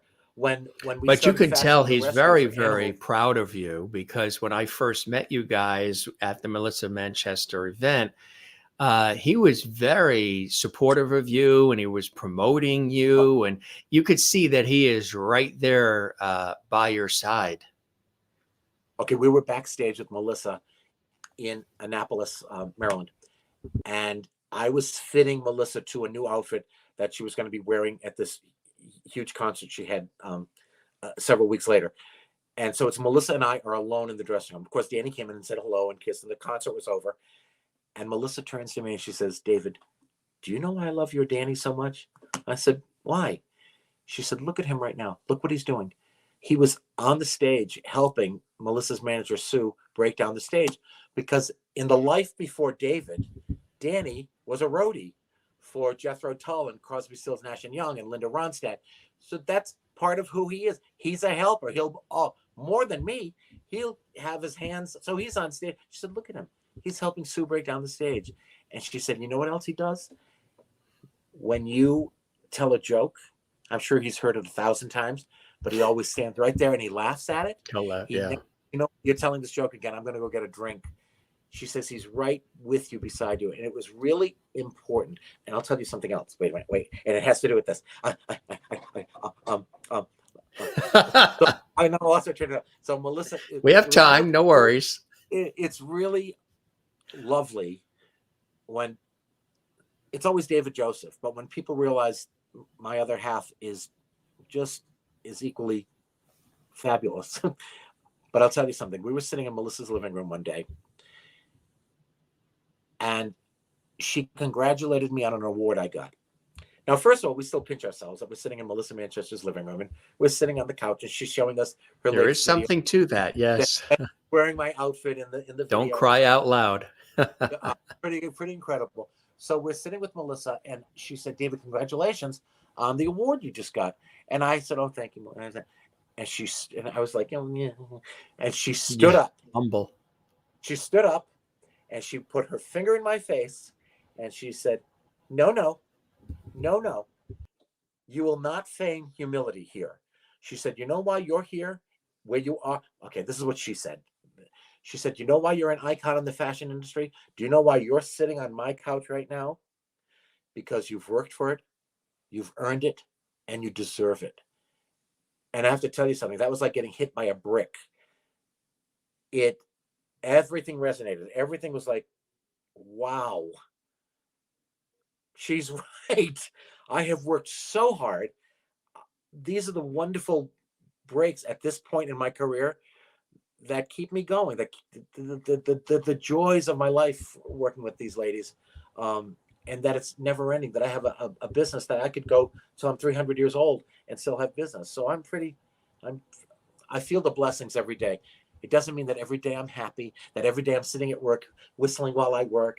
Oh, you should. If they ever put a camera in our place where we're working, I would be canceled so fast because every swear word that can come out of my mouth, that's my sewing machine. That's the one I work on every day from 1979. I bought that one. I have newer ones, but that's my favorite. Wow. But That's a I don't know. great photo. I feel the blessings. You know, you do. You do. And it's obvious and it's apparent. And, sometimes it takes hearing other people who, because like you said earlier, you're so busy doing the work and getting it done and really giving it your all, that sometimes it requires other people like a Melissa Manchester or Melba Moore or whoever to tell you, right, you're really good and you really care. And the reason why you're sitting on my couch is because I know that and I appreciate that. And don't doubt yourself or second guess yourself. You've earned it, and you've come up through the, not overnight way. You've worked for it through the farm system to earn it, which is always the best way to do anything anyway, as far as I, look at things. Earn it, grow, and then earn it, and then grow, and then you look back, you're like, wow, this wasn't just handed to me. There's something richer about life when you've earned it, worked for it, and all the things, the ups and downs that come with it, versus just being handed it. And you've obviously done all that, and people appreciate that. And they also like you, the person. They like your personality. They like your flexibility. They like the fact that you don't come bursting in the door and say, "This is what we're doing," and that's it, and sit down. And you work with them. You communicate with them. And that's the key, right? No. And I'm very, very shy. So they appreciate my shyness. You can tell, right? Would you say I'm very flexible? Because I always have that joke that Phoebe says on Friends, I'm very bendy. Yeah. But you really have captured me in a brilliant way. You're like a doctor. I was going to say, a doctor without a copay. See? I'm fully covered. Oh, Dr. Vinnie Boombots? Rodney Dangerfield. We all have blessings and joys in our life. Why do you love this work so much? And what are some of those continued blessings and joys in your life that after 4 decades, where you can, pun intended, hang up your hat now, you don't, because you love it so much? What are some of the things that keep you going, motivated, passionate, and creating for the good of all of us, my friend? It's really simple. That's a great question, but it's a really simple answer. The lady on the other end of it. I know what she's going to look like, whether it be on stage, whether it be as she walks down the aisle, whether it be at a bat mitzvah, whether it be a 13-year-old bat mitzvah girl. I know the joy,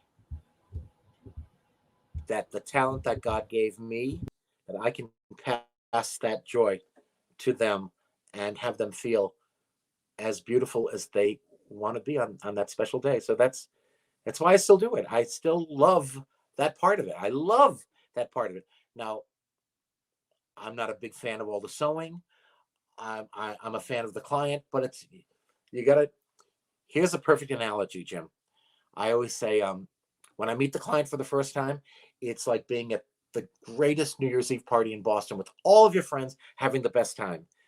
When they pick up the dress, it's like being on Broadway, at Hamilton, backstage, partying with the Schuyler sisters. But in the middle is Connecticut. And I know you're from Connecticut, but in the middle is Connecticut. You're alone. You're going on a long road that takes forever to get to your destination until you get there. Then the payoff is at the end there. But in the middle, it's a lot of Hallmark movies.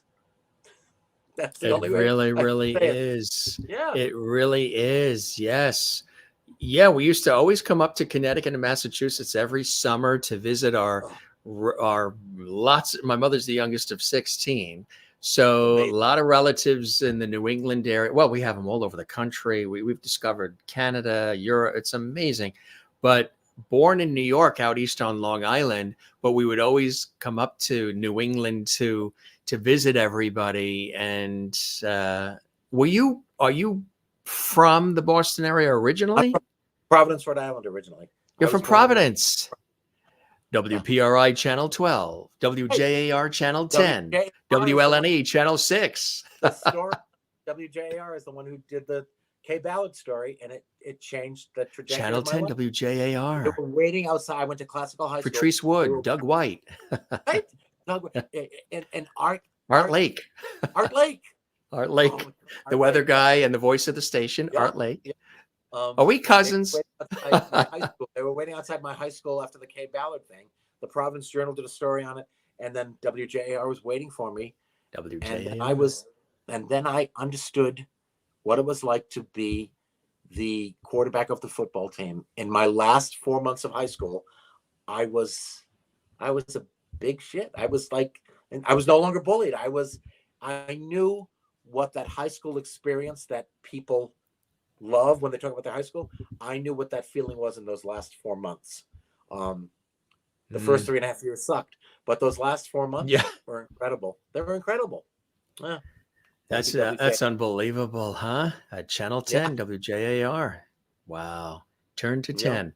A friend of mine actually is a news anchor there who I worked with him at a television station where I was hosting a show. I was the weathercaster. I was doing movie reviews. I was working in the traffic department. We did everything. I was the voiceover staff announcer of the station. And his name is Gene Valicenti. And he worked for the ABC affiliate in Connecticut. Then he worked for the TV station that I was working with.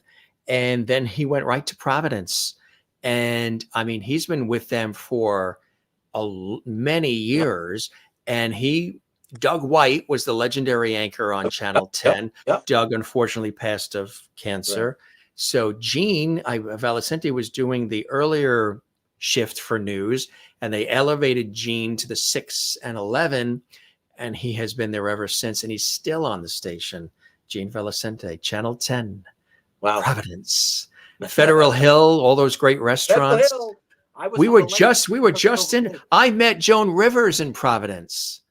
At the convention center because I was invited to a casting call to audition to host on QVC. because I've done a lot of that kind of work as well. And Joan Rivers was there, and it was downtown Providence, across from the Westin at the beautiful convention center. Providence is where they Joan made all the Rivers. Right. You know who else was always very dapper, and you'll appreciate that? Who? George Burns. I was Mr. George. Who is it that you have on the side of you there? Isn't that something? I don't bring him on every show, but I knew you'd appreciate it because he's so dapper with the cigar. He was the best, the genius. I dress a fabulous actor, Joe Posa, who does a one-woman show as Joan Rivers with Joan Rivers' blessings before she passed away. And he's so brilliant. And I've had the pleasure of dressing Joe as Joan. Isn't that incredible? His show in New York. Well, George sends his love from up above, and Gracie.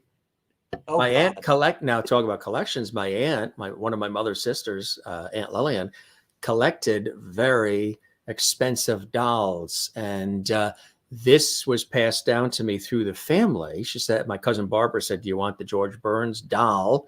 And I said, George Burns, absolutely. So he pops on every once in a I while. And saw his little head sitting there in the corner. I thought, who is that? Is that like a that's producer trying to swivel with buttons or something? What is that? it's George Burns. And he usually, we'll see you again soon, George.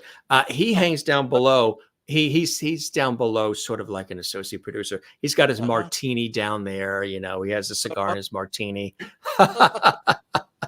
This was awesome, my friend. You know, are we cousins or what? I mean, from Liz Walker to Art Lake. I mean, all the same people. This has been a great time. What fun I had with you. And also, I've come away from this feeling so proud, so, I don't know, just fulfilled. It's not often you get to talk about yourself and list the things like you've done for me.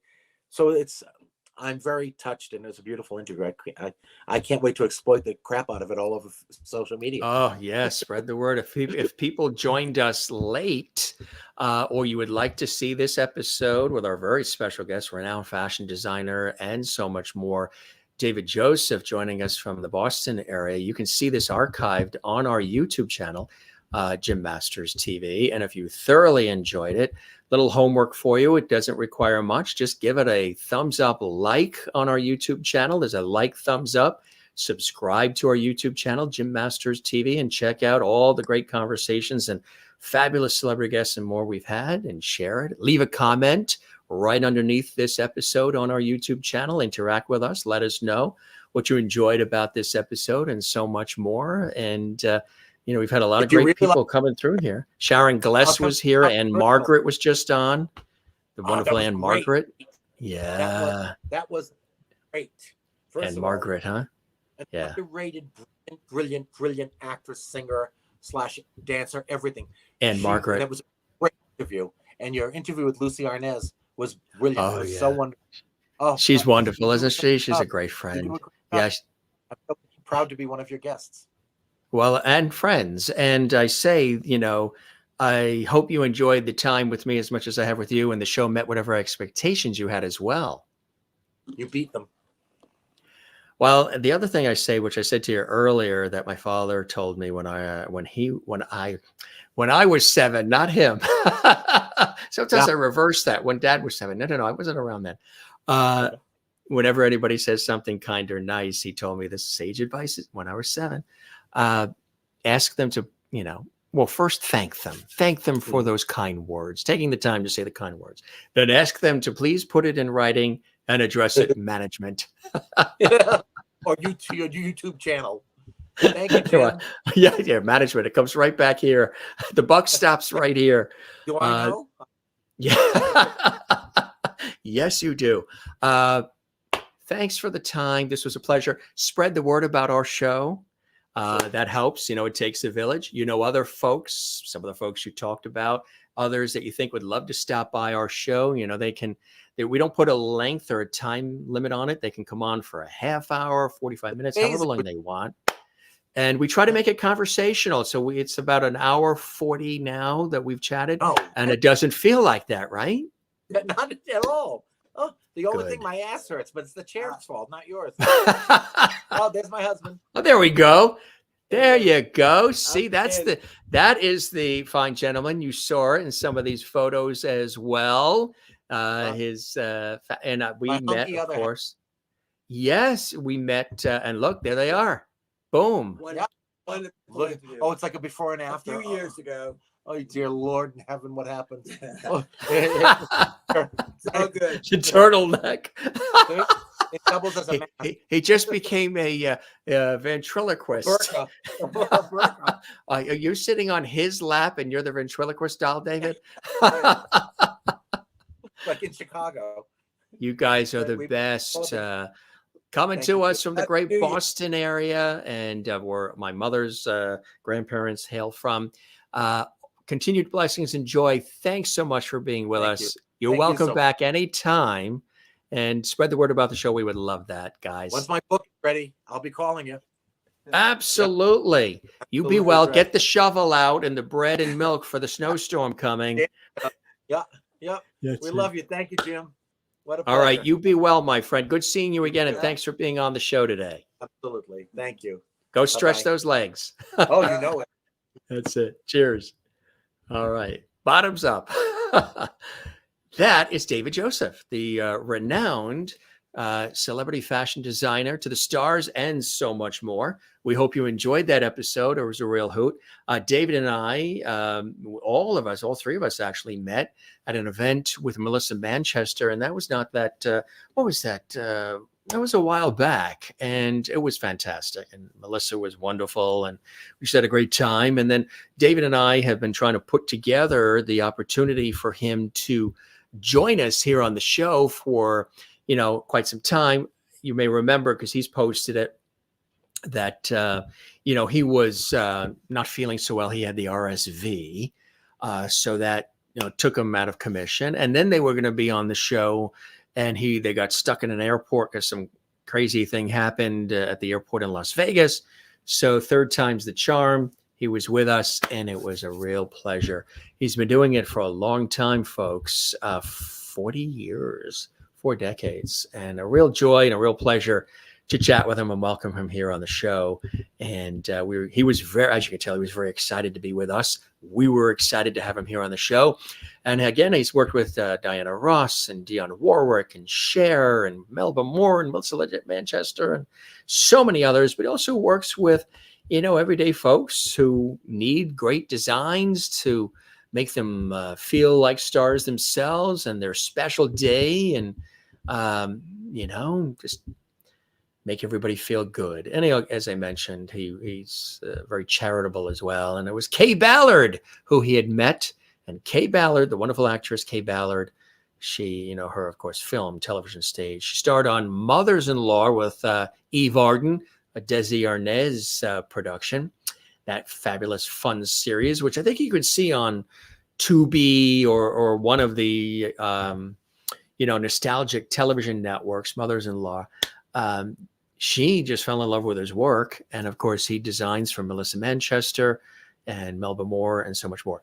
If you want to see the conversations we've had with Melissa Manchester, the extraordinary singer and performer who's still out doing her thing, those are archived on our YouTube channel. You can see those extraordinary, very moving, in-depth conversations that we've had with Melissa, and also the fabulous one we had with Miss Melba Moore, Anne Margaret, Sharon Gless, the tribute we did recently to Dick Van Dyke and his 98th birthday with Larry Matthews, who starred as Richie Petrie, the son of Dick Van Dyke and Mary Tyler Moore on the show, and so much more. Even the daughter of Rosemary, who played Sally Rogers, who was with us recently, and Linda Gray from Dallas was with us.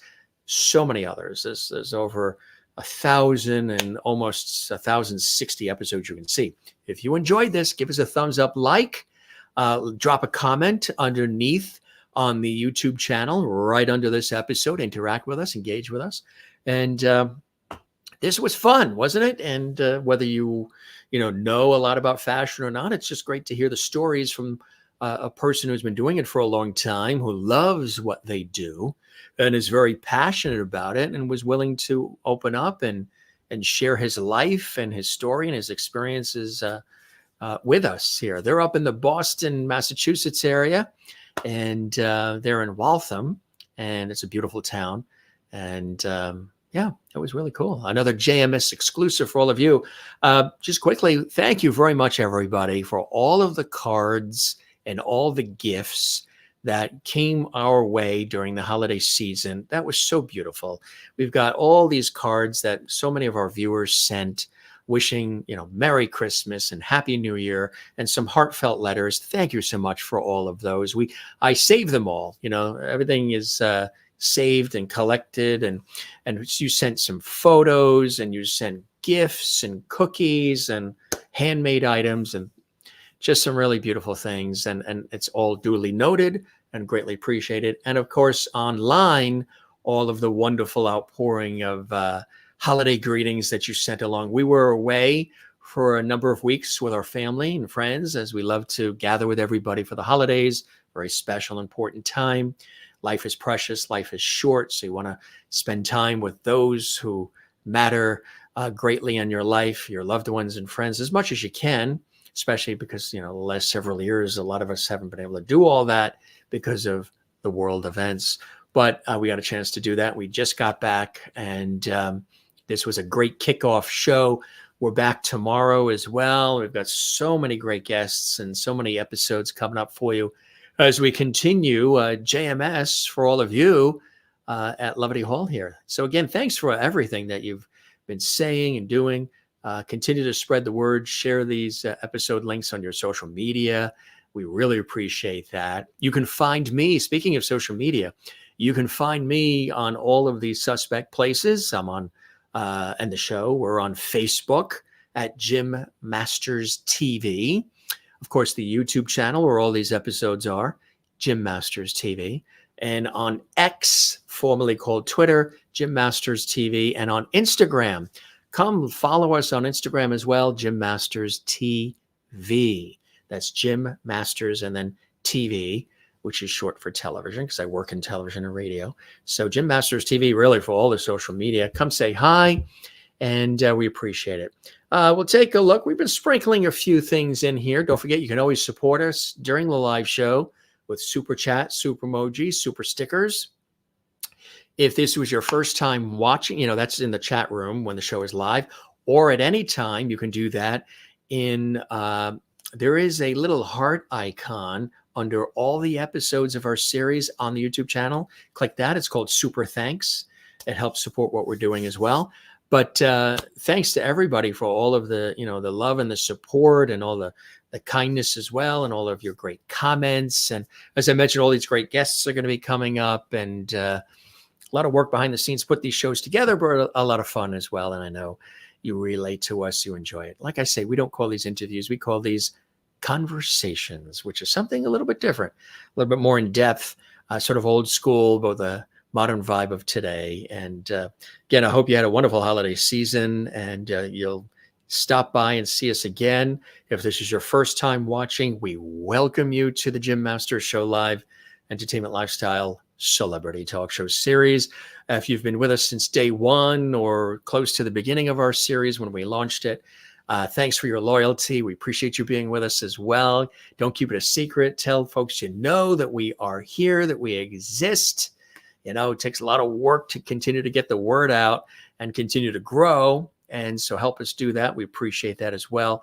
And if you subscribed recently to our channel, thank you so much. We've seen thousands and thousands of people who have subscribed recently to our YouTube channel, Jim Masters TV. It's been extraordinary. It's blown me out of the water. I can't believe it. We thank you so very much. If you just subscribed now, we welcome you to the Levity family here at the Jim Masters Show. And if you've been a longtime subscriber to our channel, to the YouTube channel, Jim Masters TV and the Jim Masters Show, we thank you as well. So take a look at a couple of comments. Hey, Kathleen Walker in New York City. Thank you very much. She just did a super sticker. That means she supports what we do, loves what we do. And we thank you for that, Kathleen. You're always so gracious and kind to do that. And it's duly noted. And hopefully we'll be hanging soon and having some lunch in Manhattan, right? Now that we're past those holidays, I look forward to that. Thank you, Kathleen. Really beautiful and kind of you to do that. Cynthia Catherine Howard watching in Washington, D.C. It's nice to see you as well. And Jean's watching in Sweden. Good to see you as well. And Cynthia adds, great show, Jim. Thank you for sharing such wonderful, talented guests with your lovities. Happy New Year, my friend. Happy New Year to you in and around our nation's capital. We thank you very much. If you wonder where the Jim Masters Show originates from, we are here in the New York area and in the United States of America.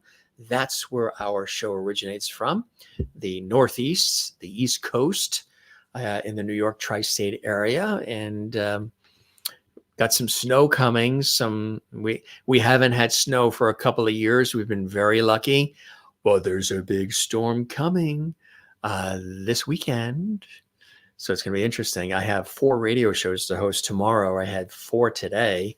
And then, of course, the Jim Masters Show. And then we've got a television shoot Our guest is flying in, my professional work, television shoot, and the guest is flying up from Houston, Texas, and she's coming up, and there's a storm. She's coming with her husband, and there's a storm coming, and it's going to be, I don't know, they're talking about 7 to 14 plus inches of snow, possibly. It'd be kind of nice. It's going to be happening Saturday night into Sunday. So a lot of people are home, they're off, schools aren't open. And it's in the northeast part of the United States. We haven't had snow really in the last couple of years, anything measurable.